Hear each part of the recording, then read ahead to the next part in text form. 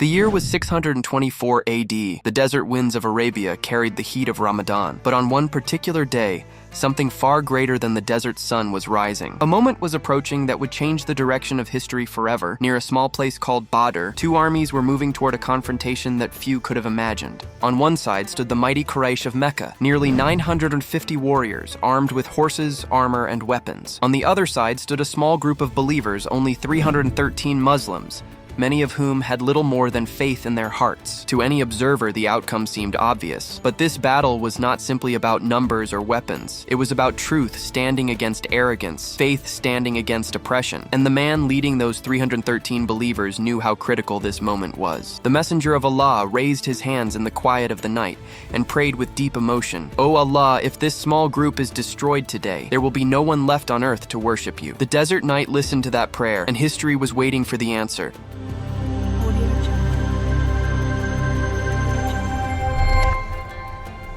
But how did the situation reach this point? To understand that, we must go back to the days after the Hijrah, when the Muslims migrated from Mecca to Medina. They had left everything behind: homes, businesses, and years of hard work.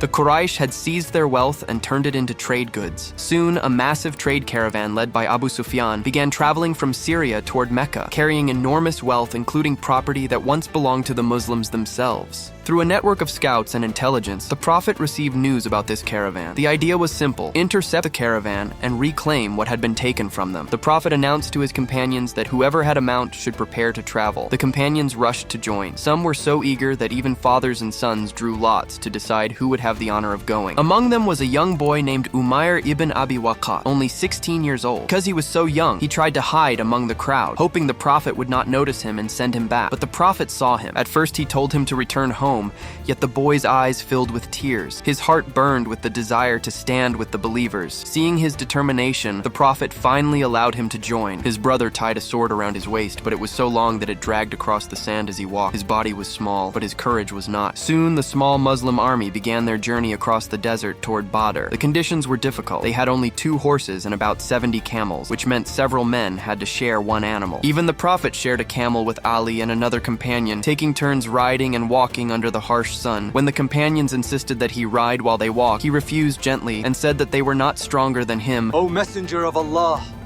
you ride, and we'll walk instead of you."